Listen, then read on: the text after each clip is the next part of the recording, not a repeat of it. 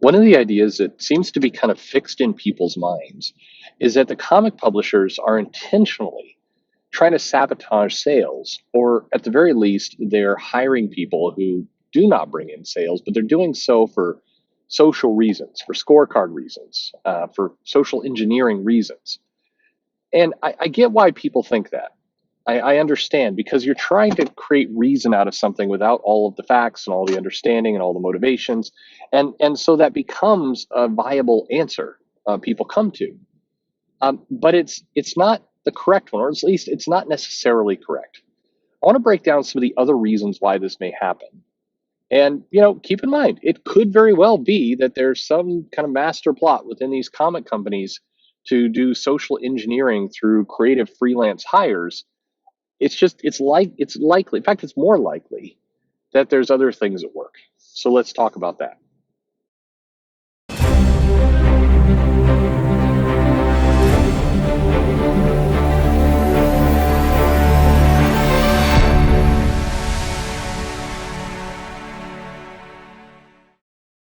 Hey everybody, this is Perch. I think, in life, there are a lot of questions. There are a lot of unknowable things, and we don't have the answers. There aren't answers.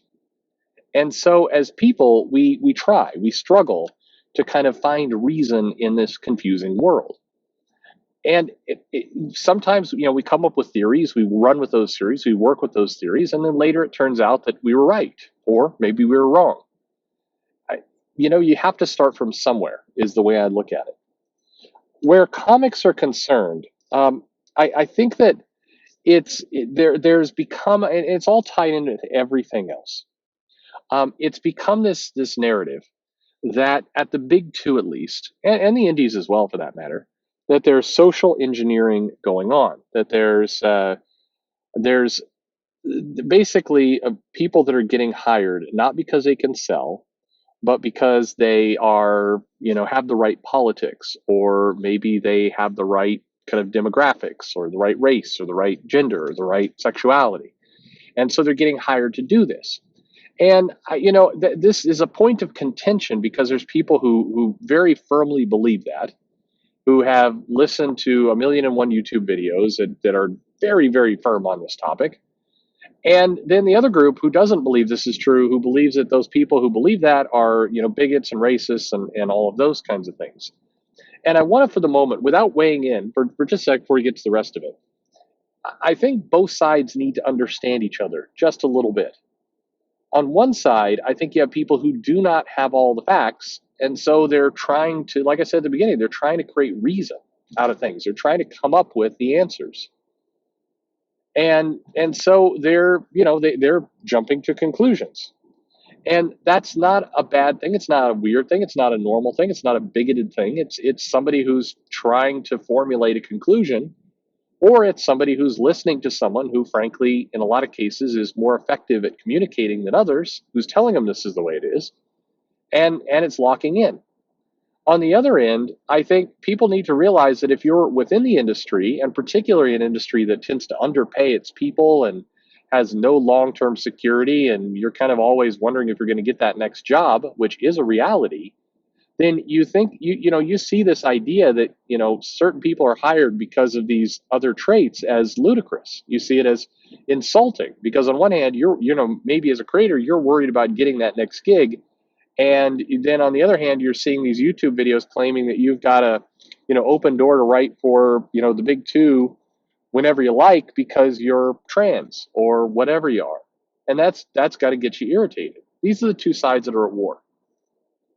I think that like everything, it's kind of like the topic I had with Joe a while back on a live stream, where he talked about when you see an error in a comic, or you see a pitch done a certain way. Take for example what happened to Wally West in Heroes in Crisis. Wally West, fan favorite character, brought back in Rebirth, and was a lot of fans have a lot of dear feelings to that character. Heroes in Crisis comes around, turns him into a somewhat of a sociopath, definitely a murderer. He was accidental, but then he tried to run, and it just kind of really tarnished. It put a stain on that character. And who's to blame? A lot of people blame Tom King because Tom King was a writer of the comic. Was he to blame? Maybe. Other candidates include Dan Didio, who definitely does not like Wally West, never has. And, he may have said that's the character we want to use for this. The editor of the book, who I forget, or the assistant editor, the editor in chief, the senior editor, there's a lot of people who could have come up with this. It could have been that there was another character in mind, and then that character got poached or used for something else, and then kind of this was the default. Same thing when a comic gets a spelling error. Whose fault is that? Is it the editor's? I mean, it could be. It also could be the writer. What if you're Brian Michael Bendis and you don't like to be told what to do from your editor? you know, why are these spelling errors coming in? I mean, you want it to be as simple as, hey, everybody's got a clearly defined job and everybody's supposed to do their role, but it really isn't that way in comics. Now, you might say, well, it doesn't matter. As a consumer, as a customer, I just want a quality product. And you know what? You're right. From a customer perspective, it doesn't matter. But the reasons why it happened are still important. And if you're going to solve something, you can't just sit there with your arms folded and say, make it better. You have to get in, you have to do the hard work of figuring out where it went wrong and figure out how to solve it. When you talk about certain people being hired, and I mean, to put a name on it, the one that comes up over and over and over in videos and other things and the comments in my videos is Mags Massaggio. Why is Mags Massaggio still getting work is the comment. And okay, so you look at the sales numbers. And so first off, we aren't seeing all the sales numbers. Now, really quickly, before people jump on that, because there are a number of people inside the comic industry that like to say, you're not seeing all the sales numbers. Don't forget about digital. Don't forget about all these other things. Yes, it's true. There are sales numbers that you don't see. And by the way, I'm talking pre-COVID. Since the pandemic and everything that has gone down, the Comic-Con numbers are all jacked up. What's going through Diamond and Midtown? I mean, like the numbers are all over the place. So, I'm talking now it's completely a mystery. But before COVID, we had some numbers on Comic-Con. And in terms of representing the direct market, that's probably about 90%, probably fairly accurate.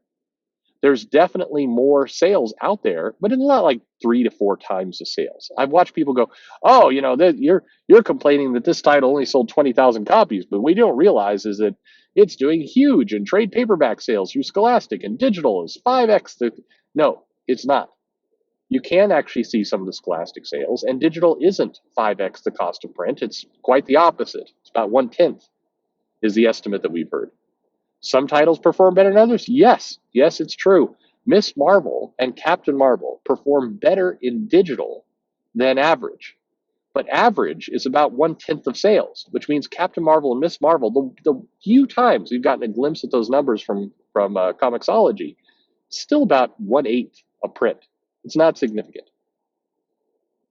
But all that said, you take a look at Mags Massaggio, look at the sales of her books, and you say, all right, well, most of these are selling in either a low profitability state, if profitable. Now, by the way, people take little snippets of comments. Jim Lee made a comment that said about 20-25% of the line was probably not profitable. There's more factors. People immediately went to Comixology. They took the bottom 20% and they said, aha, if it's selling under 20,000 copies, it's not profitable. No, that's not quite right still. Because again, there's a lot of costs and a lot of other elements we're not seeing. And you don't know how a book pencils out. Let's say you have a comic book that sells 30,000 copies roughly. Now, let's say you also put, Brian Michael Bendis and you get Art Adams in there to draw it, and you're paying high premium page rates.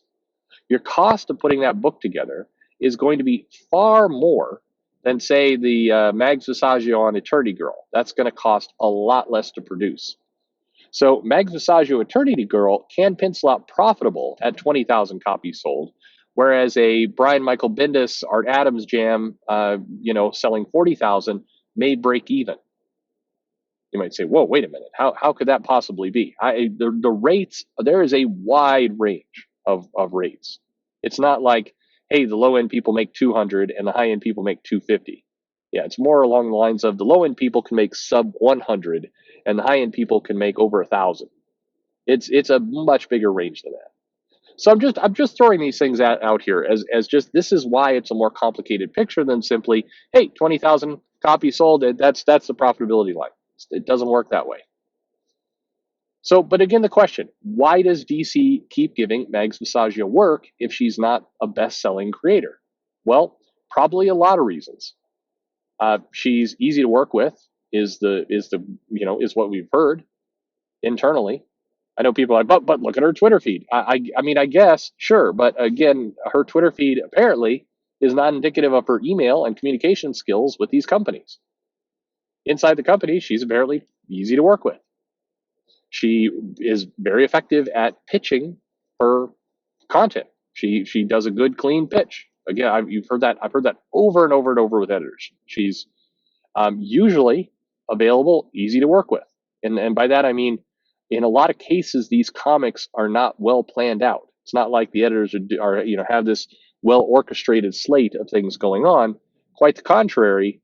It's it usually seems like a bit of a cluster of how this stuff being put together. And you're an editor, you have a creator, you have something fall through, you need something done in like 2 weeks. Mags is there, and it works out for you, and then she gets more work. And this may drive some people crazy. Her name is known, and part of the game is recognizing the creative team. And again, there's a lot of people who will say, well, but her comics don't sell. And it's like, she's not selling at the same numbers of a Scott Snyder or a Bendis or a King. That's true, but the name is still recognizable, and that still counts for something. Doesn't count. It's not like she's walking in there and going, hey, my name's on some stuff, people recognize it, pay me $2,000 a page. She's not able to do that. But if you're trying to get work done and you're trying to, I need this 8-page story fitting into this anthology. I've got a gap. I need something in here. You call people. Here's somebody that you've worked with in the past, fairly easy to work with. You got an established rate. There's a contract already in place. This is one more factor I'll just throw at people that they may not understand. There's what's called a setup cost, and I think they call it differently within DC. There's an actual term that I've heard inside DC for this, and it's basically when you're onboarding a new employee or a new freelancer, somebody who's working with you for the first time. There's additional paperwork. There's additional things that have to be done as opposed to somebody who's already in the system. If you work for a company outside comics, you may have heard the phrase in the vendor system. And basically that means you've done your vendor paperwork, you've signed your NDAs, maybe you've got a master service agreement, maybe you've got all these other papers in place. You've gone through legal, they've checked off. Maybe your company needs a background check, and that's happened too. I highly doubt that's going on in comics, but who knows?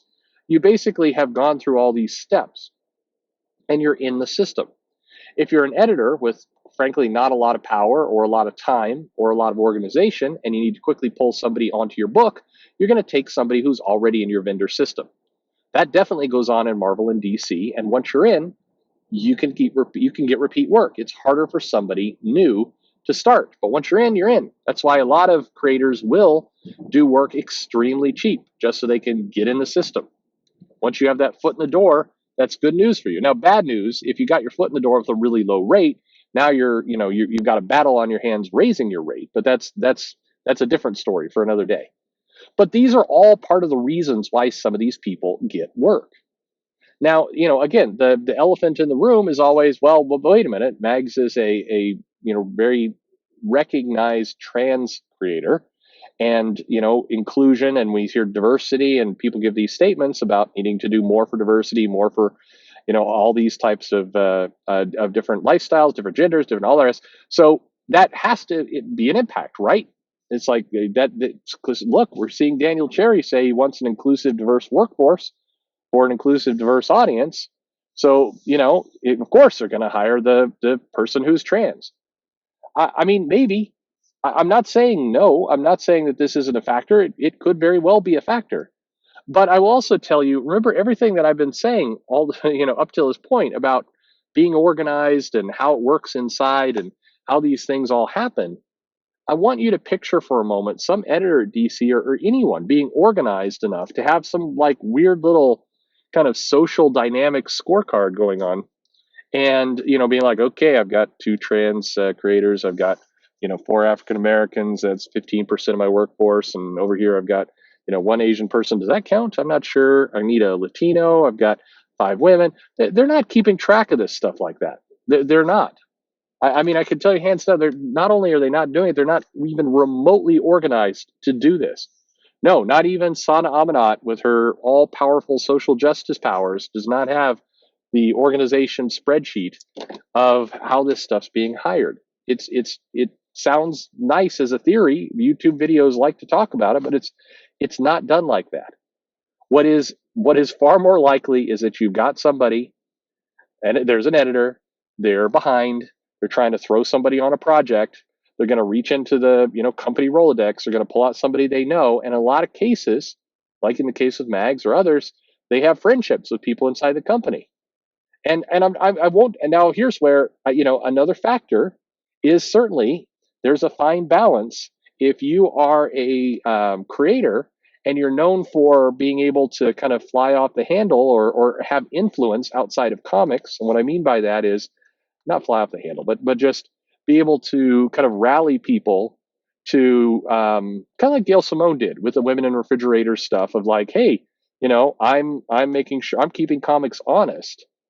If you do this right and you walk that very careful balance between Gail Simone just irritating enough that you're getting your point out there versus like an Alex DeCampi who's full on won't work for the big two in any form. I think you got to find that right balance. If you can get just a little bit of a threat isn't the wrong word, but a little bit of that kind of behavior around you that you're able to rally people to your side, if both in positive and in negative ways, then who knows, could that impact an editor's decision to put you on a book? Certainly could. All these things are factors. I say all this because I'm purely trying to say put more things into your head than what most people give. I'm not going to deny. Is it possible at these companies that there's pure social decisions going on, that they're saying, we want to have this makeup of people for these politics and all the rest? Yes. Is it possible? Yes. We've seen some tweets come out from editors where they talk about the politics of creators, and they make it pretty clear they like some politics, not other politics. These editors are picking the creators who are going on these books. So, absolutely, it's a factor. But there are other factors as well. And in many cases, those other factors are as big a deal or bigger than the ones we often talk about on YouTube. So I say this again, just put this in your mind. Keep it there as just the plethora of reasons why people get assigned and put on books, and don't kind of immediately jump to the one answer, and the one answer being political. There's a dozen answers. Politics is one of them, but it's one of many. And maybe that helps put a few more things in context, because the problem with just sticking to the one answer is that every now and then, like the results don't line up with that answer, and then people are confused, like, how did this happen? Well, it happened because one of those other 11 reasons came into play, which happens all the time. But what do you think? Leave a comment below, leave a question below. Let me know. Again, I'm just trying to throw out data here. You certainly could draw your own conclusions. One of the things that irks me a lot, and I don't know why it bugs me, it's like a pet peeve kind of thing, is there's these videos that go out that want to tell you the answer, and it's a very simple answer. It's like, this is the problem, it's this problem, and only this problem, and we can only think about this one tiny thing, and that stuff drives me crazy when I see it, because people chirp and repeat this stuff over and over and over, and then it becomes kind of like you're fighting against a big dumb tide, and that just, I think, I'm going to make an assumption here. We're comic readers, so we're all good, intellectual, smart people. We can handle nuance, we can handle complexity, and this is a complex business. It absolutely is. Anyway, like, downvote, hate, subscribe, all of those fun things. Follow me on social media, and thanks for listening.